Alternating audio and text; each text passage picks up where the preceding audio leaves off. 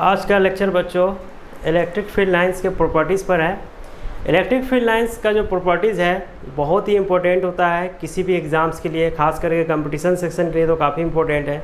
कोई भी competition exam में प्रॉपर्टीज़ पर क्वेश्चंस दिया जाता है। अगर इलेक्ट्रिक फील्ड पर क्वेश्चन रहेगा तो प्रॉपर्टीज़ पर ही क्वेश्चन होता है जनरली। इलेक्ट्रिक फील्ड लाइंस का प्रॉपर्टीज़ जो है काफ़ी इंपॉर्टेंट है। Properties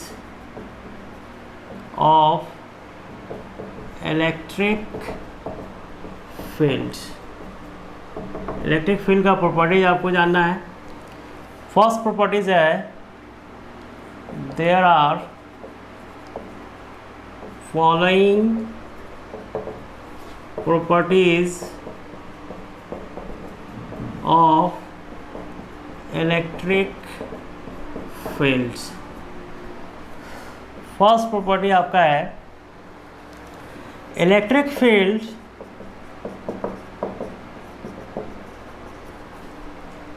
between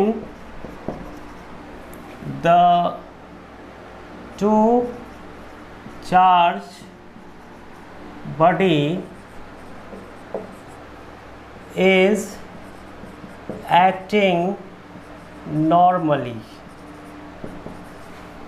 on the surface of the charge body, या ये भी कह सकते हैं कि electric field is normally acting on the surface of the charge body. Charge body पर इलेक्ट्रिक फील्ड जो होता है नॉर्मली एक्ट करता है। मतलब कहने का होता है कि जैसे कोई चार्ज बॉडी है तो इस पर जो इलेक्ट्रिक फील्ड लाइंस होता है ये आपका नॉर्मली मतलब 90 डिग्री ये आपका एंगल बनाएगा। अगर नेगेटिव चार्ज है तो ये आपका इस तरह से इनकमिंग होगा और ये भी नॉर्मली इस पर एक्ट करेगा, ठीक है ना। इलेक्ट्रिक फील्ड जो होता है between the two charge body is acting normally on the surface of the charge body. मतलब दो चार्ज के बीच में अगर हम बात करें, जैसे एक पॉजिटिव और एक नेगेटिव है, तो ये इस पर जो एक्ट करेगा वो नॉर्मली यहाँ से 90 डिग्री से निकलेगा और नॉर्मली इस पर भी 90 डिग्री पर एक्ट करेगा, ठीक है ना। इस तरह से आपका इलेक्ट्रिक फील्ड होता है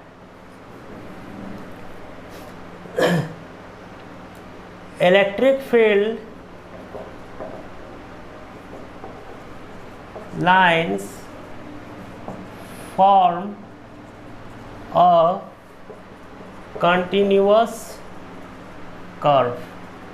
electric field line continuous curve बनाता है, मतलब इसमें कोई ब्रोकन पॉइंट नहीं होता। जैसे इलेक्ट्रिक फील्ड लाइन्स आप यहाँ से जनरेट कर रहे हैं तो ये जो कर्व जो होता है वो कंटिन्यूअस होता है। इसमें कहीं पर भी ब्रोकन पॉइंट नहीं होता, ये कटा हुआ कहीं नहीं होता। ऐसा नहीं कि ब्रेक करके नहीं जाता है, ठीक है ना। ये एकदम रेगुलर होता है, जिग जैग फॉर्म में नहीं जाता है, इस तरह से कट के नहीं जाता है, ठीक है ना। ये कंटिन्यूअस होता है, ठीक है ना। इलेक्ट्रिक फील्ड लाइन्स होता है क्लोज लूप नहीं बनाता है। Electric field lines cannot form a closed loop। Close loop नहीं बनाता है। इलेक्ट्रिक फील्ड लाइंस होता है आपका क्लोज लूप नहीं बनाता है। इलेक्ट्रिक फील्ड लाइंस जैसे आप एक पॉजिटिव चार्ज है और एक आपका नेगेटिव चार्ज है, तो ये यहाँ से आएगा यहाँ पे एंड कर जाएगा। ऐसा नहीं है कि ये पूरा इससे पास करेगा, ठीक है ना। ये क्लोज नहीं बनाता, मतलब जहाँ से आया वहीं पर रिटर्न नहीं होता है।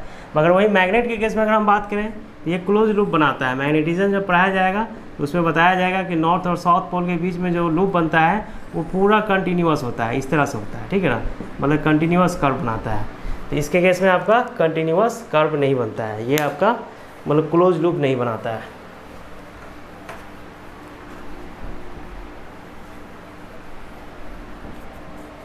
और इलेक्ट्रिक फील्ड लाइंस लिख लीजिएगा।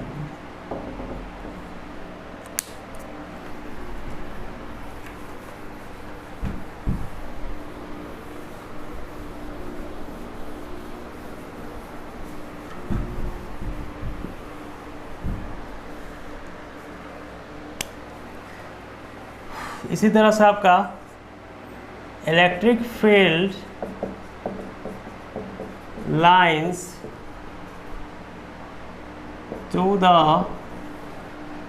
Positive charge body is starting from this body but end on the infinity।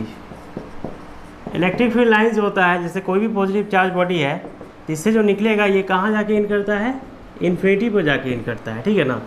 अगर नेगेटिव चार्ज होगा तो ये आपका इन्फिनिटी से आएगा और एंड कहाँ करेगा, ये आपका इन्फिनिटी से आएगा और एंड करेगा इस सरफेस पर, ठीक है ना, इस तरह से।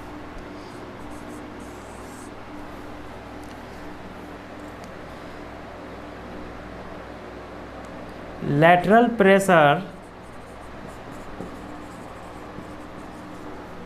is generated between the two same nature of charges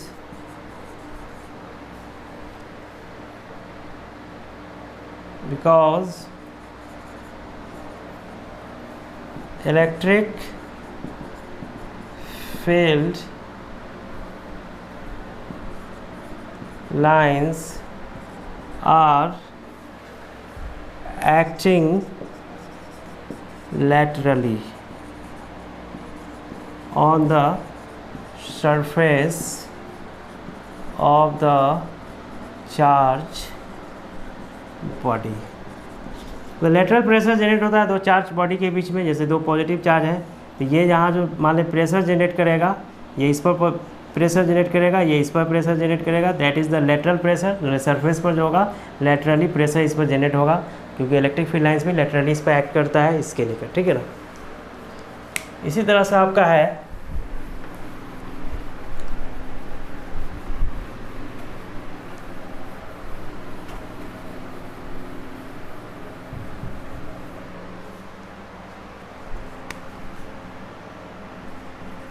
electric field lines acting longitudinally if the charges are in different sign। मतलब अगर डिफरेंट साइन का चार्ज है, जैसे एक पॉजिटिव और एक नेगेटिव है, तो ये जो है इस पर लॉन्गिट्यूडनली एक्ट करता है, मतलब 90 डिग्री पर ये इस पर फोर्स लगाएगा, ठीक है ना। Direction of electric field lines, electric field intensity is the direction of tangent which is drawn through the electric field lines curve।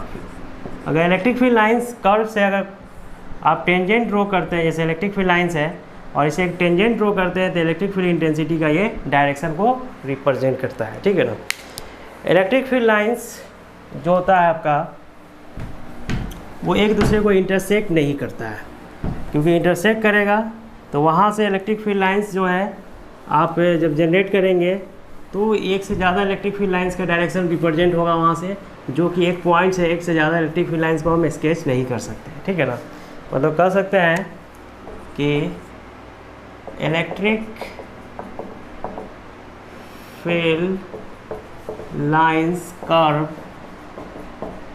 are not intersect each other। Electric field lines एक दूसरे को intersect नहीं कर सकते। जैसे electric field lines है ये एक दूसरे को इंटरसेक्ट नहीं कर सकता है। जैसे यहाँ से आप इलेक्ट्रिक फील्ड लाइंस जैसे ड्रॉ कीजिएगा, ये दो डायरेक्शन को रिप्रेजेंट करता है इलेक्ट्रिक फील्ड इंटेंसिटी का, जो कि एक पॉइंट से ये पॉसिबल नहीं है आपका, ठीक है।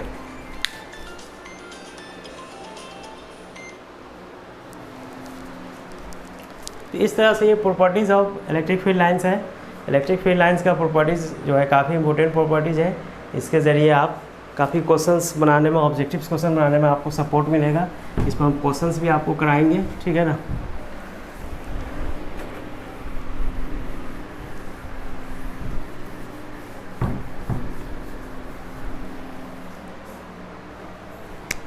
इस तरह से आपका है intensity of electric field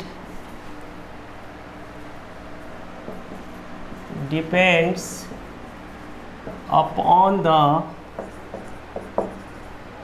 electric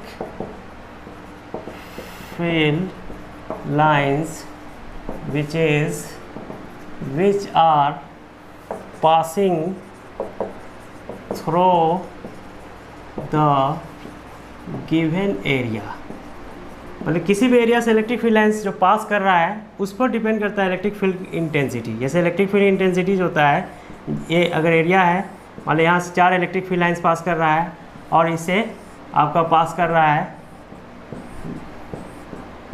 same area same होगा आपका।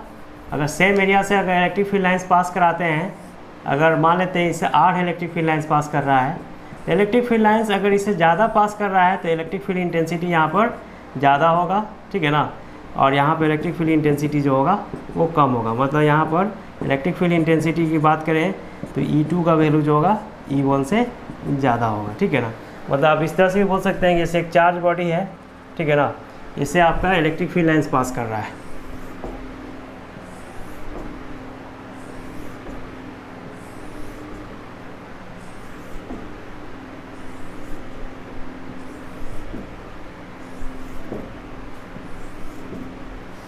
यहाँ पे एक चार्ज बॉडी है, ठीक है ना। यहाँ अगर हम बात करें, इसका एरिया जो है आपका A1 है, और यहाँ बात करें तो यहाँ इसका जो एरिया है आपका A2 है, ठीक है ना।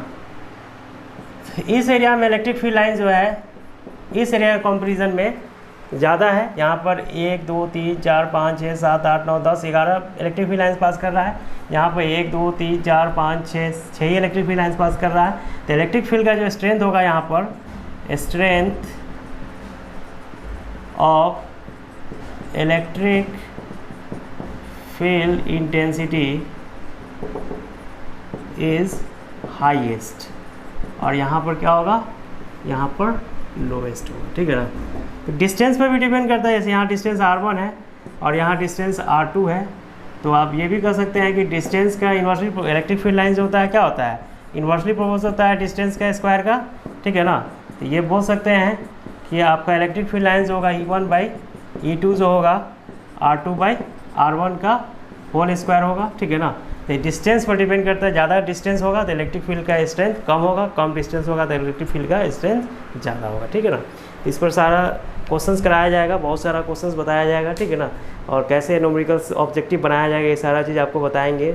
अभी इलेक्ट्रिक फील्ड ख़त्म नहीं हुआ, पूरा इलेक्ट्रिक फील्ड जब हम पढ़ा देते हैं तब जाके न्यूमेरिकल्स कराएंगे आपको बढ़िया से, ठीक है, इस तरह से।